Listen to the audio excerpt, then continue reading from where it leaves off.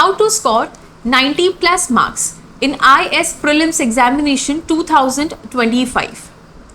Hello everyone, IS Cafe presents topic-wise analysis of PYQs from all the subjects on this platform. To all those जिन्होंने आज join किया है, आप हमारी पहले की वीडियोस देख सकते हैं फ्रॉम 1885 जब इंडियन नेशनल कांग्रेस का फॉर्मेशन हुआ है तब से लेके 1947 इस टाइमलाइन के बीच में जितने भी इंपॉर्टेंट इवेंट्स हुए हैं उनसे रिलेटेड PYQs को हम डिस्कस कर चुके हैं। आखिरी जो 5 क्वेश्चंस है वो बच रहे हैं जिसको आज की वीडियो में हम डिस्कस करेंगे। Okay, and it would be followed by the questions of other examinations conducted by UPSC। उसके बाद हमारे सिर्फ 2 टॉपिक्स बचेंगे, एक advent of Europeans to 1857 revolt and the social religious reform movement, and then we can start with the new subject, modern Indian history खत्म हो जाएगा। ठीक है, so let us start with the first question of today, that is question number 72। इससे पहले का जो question है वो हम कर चुके हैं। Question number 72 reads, the meeting of Indian and British political leaders during 1930 to 32 in London has often been referred to as first, second and third round table conferences. It would be incorrect to refer to them as such because. So question बोल रहा है कि 1930 से 32 के बीच में 3 important round table conferences हुई थी, first, second और third। लेकिन यहाँ पे हमको इनको अलग अलग कॉन्फ्रेंसेस का नाम देने का ज़रूरत नहीं था। ऐसा क्यों, उसका आपको रीज़न बताना है। पहला स्टेटमेंट है, Indian national Congress did not take part in 2 of them. तो देखो यहाँ पे बोला है कि जो इंडियन नेशनल कांग्रेस है उन्होंने 3 में से 2 कॉन्फ्रेंसेस में पार्टिसिपेट नहीं किया। ये स्टेटमेंट करेक्ट है, लेकिन ये रीज़न नहीं है कि इसकी वजह से हम ये बोले कि उनको नाम आप राउंड टेबल कॉन्फ्रेंसेस नहीं दो, तो ये आंसर नहीं होगा। But the statement is correct, but the statement is not the answer of the round the question. Second statement, Indian parties other than the Indian national Congress participated in the conference represented sectional interest and not the whole of India. This could be again a correct statement, but this is not the answer of the question. So this is a wrong thing. Statement number 3. The British Labour Party had withdrawn from the conference, they're making the proceeding of the conference partisan. Fourth, it was an instance of a conference held in 3 sessions and not that of 3 separate conferences. ये यहाँ पे सही होगा कि यहाँ पे एक objective था कि हमें साइमन कमीशन की रिपोर्ट को डिस्कस करना था और वो 3 आपके पास सेशन में हुआ था। तो यहाँ पे 3 अलग अलग कॉन्फ्रेंसेस नहीं हुई थी, एक ही कॉन्फ्रेंस थी जिसके 3 अलग अलग सेशन यहाँ पे हुए, है ना। तो ये इसका आंसर हो जाएगा। But can we discuss about the round table conference as a background, as a revision? ठीक है, so once again I am not lying that how much important is your Government of India Act 1919। Government of India Act 1919, जिसको Montagu Chelmsford reform भी बोला जाता है, उसके अंदर कुछ इंपॉर्टेंट चीज़ें हुई, जैसे कि रिस्पॉन्सिबल गवर्नमेंट का प्रॉमिस दिया गया, and then it was said कि 10 साल बाद एक ऐसी कॉन्फ्रेंस बनाई जाएगी which will recommend regarding the constitutional reform. So this act came in 1919। So after 10 years, that is 1929, एक कमीशन यहाँ पे बननी चाहिए थी, बट 2 साल पहले ही यानी 1927 में ही साइमन कमीशन यहाँ पे बन गई, and this Simon commission was made up of all 7 Britishers और the white man. So this was a reason that Indians boycotted this Simon commission. Indians were not happy of it क्योंकि यहाँ पे Indian का कोई representation नहीं था, तो Indians ने इस साइमन कमीशन को बॉयकॉट कर दिया। तो फिर यहाँ पे इंडियंस को बोला गया कि that you can also make your own committee and आप कुछ सजेशंस जो है रिकमेंड करो रिगार्डिंग द कॉन्स्टिट्यूशनल रिफॉर्म, या किस तरह से कॉन्स्टिट्यूशन बनना चाहिए। तब जहाँ के यहाँ पे नेहरू रिपोर्ट बनती है। अब इंटरेस्टिंगली होता क्या है, नेहरू रिपोर्ट साइमन कमीशन से पहले ही बन गई और इन्होंने ब्रिटिश लाहौर कांग्रेस सेशन 1929 का जो लाहौर कांग्रेस सेशन हुआ था उससे पहले नेहरू रिपोर्ट पब्लिश हुई और यहाँ पे बोला गया कि आपके पास British government you have 1 year ultimatum, you have to accept the report. लेकिन हुआ क्या कि आपका ये जो लाहौर सेशन हुआ था उसमें 1 साल बाद ब्रिटिशर्स ने ना तो इस रिपोर्ट पे कोई रिएक्शन दिया और ना ही इसमें कोई चेंज किया, ना ही इसको एक्सेप्ट किया। So as a result from Lahore Congress session in December 1929 civil disobedient movement की शुरुआत होती है। तो एक तरफ now you have to imagine in a parallel way कि यहाँ पे गवर्नमेंट ऑफ इंडिया एक्ट आया जिसने यहाँ पे साइमन कमीशन जो है वो बनाया और यहाँ से साइमन कमीशन के बनने की वजह से Indians were not happy and they started their own civil disobedient movement. और ये साइमन कमीशन रिपोर्ट को डिस्कस करने के लिए ये 3 राउंड टेबल कॉन्फ्रेंस हुई। तो मीनवाइल जब ये पहली राउंड टेबल कॉन्फ्रेंस हो रही थी सिविल डिसओबीडिएंट मूवमेंट चल रहा था। You have to imagine this कि ये पैरेलल मूवमेंट्स हो रहे हैं कि यहाँ पे फर्स्ट राउंड टेबल कॉन्फ्रेंस हो रही है और एक तरफ आपके पास सिविल डिसओबीडिएंट मूवमेंट चल रहा है ना। तो जो फर्स्ट राउंड टेबल कॉन्फ्रेंस हुई थी दैट वाज नवंबर 1930 से लेके जनवरी 1931, 3 महीने के समथिंग। और इंडियन नेशनल जो कॉन्फ्रेंस है कांग्रेस है उन्होंने फर्स्ट जो सेशन है उसको बॉयकॉट कर दिया क्योंकि वो खुश नहीं थी साइमन कमीशन से और उन्होंने अपना एक अलग मूवमेंट चला रखा था सिविल डिसओबीडिएंट मूवमेंट। तो ये जो फर्स्ट नेशनल कांग्रेस है, फर्स्ट आपके राउंड टेबल कॉन्फ्रेंस है, इसमें अनटचेबल्स जो है उन्होंने पार्टिसिपेट किया, जो सिख है इंडियन लिबरल पार्टी है they all participated in this. और यहाँ पे इंडियन नेशनल कांग्रेस ने पार्टिसिपेट नहीं किया। So first round table conference में क्या ऑब्जेक्टिव हुआ, यहाँ पे डोमिनियन स्टेटस की बात करी गई। लेकिन जो कांग्रेस थी जिन्होंने सिविल डिसओबीडिएंट मूवमेंट की शुरुआत करी थी उन्होंने अपना ऑब्जेक्टिव बदल दिया था लाहौर कांग्रेस सेशन में और वो पूर्ण स्वराज की बात कर रहे थे। सो कैन यू इमेजिन ये 2 अपोजिट चीज़ें हो रही है। फर्स्ट राउंड टेबल कॉन्फ्रेंस जहाँ पे ब्रिटिशर्स अपने आइडियाज़ या फिर जो साइमन कमीशन जो है अपना डिस्कशन कर रहे हैं रिकमेंडेशन वो डोमिनियन स्टेटस की बात कर रहे हैं। लेकिन अगर हम इंडियन नेशनल कांग्रेस की सिविल डिसओबीडिएंट की बात करते हैं तो उन्होंने पूर्ण स्वराज की बात करी। सो पूर्ण स्वराज एज अ गोल किस सेशन में अडॉप्ट किया गया, 1922 लाहौर सेशन। ठीक है, फिर यहाँ पे बात करी गई फर्स्ट राउंड टेबल कॉन्फ्रेंस में फाइनेंस को छोड़ के डिफेंस के छोड़ के सारे डिपार्टमेंट्स जो है उसमें इंडियंस पार्टिसिपेट करेंगे। और जो तेज बहादुर शाह है उन्होंने तो ऑल इंडिया फेडरेशन के बारे में सजेशन दिया। अब हुआ क्या, ब्रिटिशर्स को लगा कि भाई main political party Indian national Congress तो पार्टिसिपेट ही नहीं कर रही है इस डिस्कशन में, तो क्या ही मतलब इस राउंड टेबल कॉन्फ्रेंस का। तो एक तरह से ये फेलियर साबित हुई। तो इंडियन नेशनल कांग्रेस के पार्टिसिपेशन के लिए गांधी जी को कन्विंस करने के लिए गांधी इरविन पैक्ट होता है 1931, 5 मार्च 1931 को गांधी इरविन पैक्ट होता है। And as a result Gandhi Irwin pact में इंडियन नेशनल कांग्रेस को कन्विंस कर लिया गया to participate in the second round table conference. और उसमें बहुत सारी चीज़ें एक्सेप्ट करी गई जिसमें से एक ये था that Gandhi ji will stop the civil disobedient movement. फिर आपका सितंबर 1931 से दिसंबर 1931 के बीच में सेकेंड राउंड टेबल कॉन्फ्रेंस होता है। इसमें गांधी जी ने पार्टिसिपेशन किया। ठीक है, so Gandhi ji basically participated, that is Indian national Congress participated in the second round table conference. So what were the key points जो कि यहाँ पे डिस्कस हुए, है ना। यहाँ पे सबसे पहले सेपरेट इलेक्टोरेट्स के बारे में बात हुई, लेकिन यहाँ पे गांधी जी और अंबेडकर के बीच में पॉइंट ऑफ डिफरेंसेस आ गए थे। और फिर 16 अगस्त 1932 को कम्युनल अवार्ड, जिसको हम Poona pact communal award which was followed by the Poona pact, यहाँ पे हम देखते हैं कम्युनल अवार्ड में सेपरेट इलेक्टोरेट्स की बात कर दी गई थी मुस्लिम्स में। लेकिन Gandhi ji was not happy. उनका ये मानना था कि ब्रिटिश गवर्नमेंट फिर से डिवाइड एंड रूल पॉलिसी के अंदर काम कर रही है, बट अंबेडकर जी को ये पसंद आया। तो यहाँ से एक पॉइंट ऑफ डिफरेंस जो है आ गया।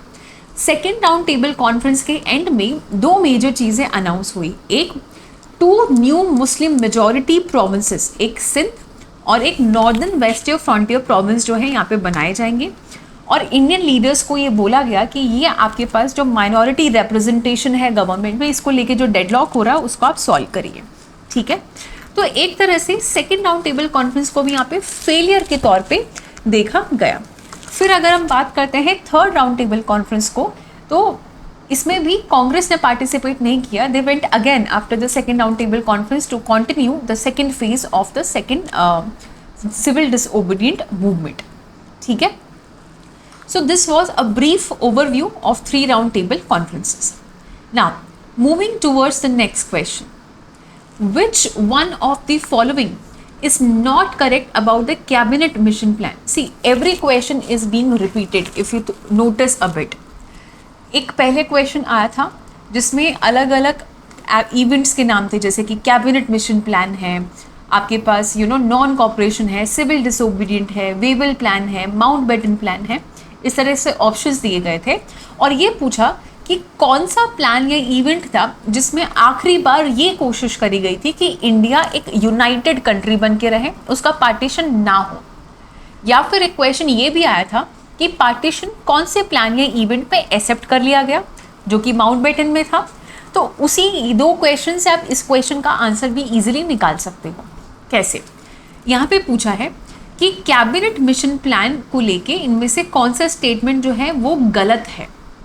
पहली बात करते हैं प्रोविंशियल ग्रुपिंग।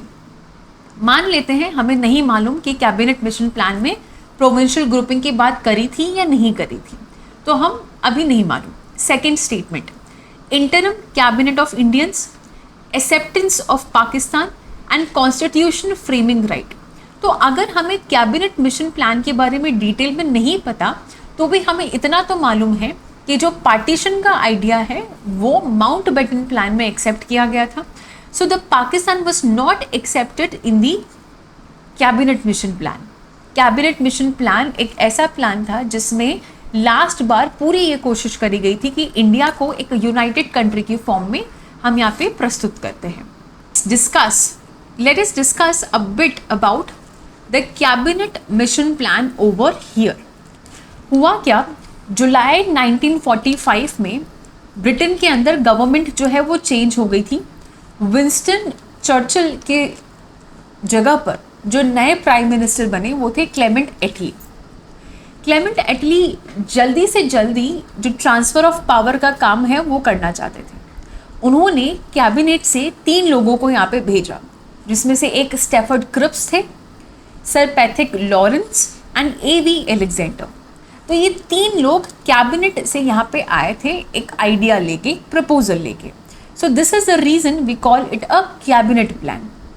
तो यहाँ पे इनका जो ऑब्जेक्टिव था वो ये था कि एक इंटरिम गवर्नमेंट इस्टेब्लिश करना एंड एक कॉन्स्टिट्यूएंट असेंबली का सेटअप करना। तो अब पूरे कैबिनेट मिशन के कुछ हाईलाइटेड पॉइंट्स की बात करते हैं। पहली बात, यहाँ पे अनडिवाइडेड इंडिया की बात करी गई थी और यहाँ पे किसी भी प्रकार का सेपरेट इलेक्टोरेट को एक्सेप्ट नहीं किया गया था। तो हुआ क्या, प्रोविंशियल गवर्नमेंट लेवल पे क्या हुआ, प्रिंसली स्टेट के लेवल पे क्या हुआ और कॉन्स्टिट्यूएंट असेंबली को लेके यहाँ पे क्या बात करी गई। पहली बात, कॉन्स्टिट्यूएंट असेंबली से पहले हम प्रोविंशियल जो ग्रुपिंग है उसके बारे में बात करते हैं। यहाँ पे 3 टियर फेडरेशन सिस्टम को प्रपोज किया गया, यानी कि आपके पास सेक्शन ए, सेक्शन बी और सेक्शन सी। सेक्शन ए में उन्होंने Madras, Bombay, United provinces, central provinces, Bihar और उड़ीसा इनको रखा, जो कि हिंदू मेजॉरिटी एरियाज थे। और सेक्शन बी और सेक्शन सी में यहाँ पे जैसे कि पंजाब है, सिंध है, नॉर्दर्न वेस्टर्न प्रोविंसेस है, बालूचिस्तान, इनको सेक्शन बी में रखा। आसाम और बंगाल को सेक्शन सी में रखा। सो बेसिकली बी और सी मुस्लिम मेजॉरिटी एरियाज थे। सो इस तरह से यहाँ पे उन्होंने डिवाइड कर दिया। अब अगर प्रिंसली स्टेट की बात करते हैं तो यहाँ पे इन्होंने बोला that you will have the subjects and the residuary powers.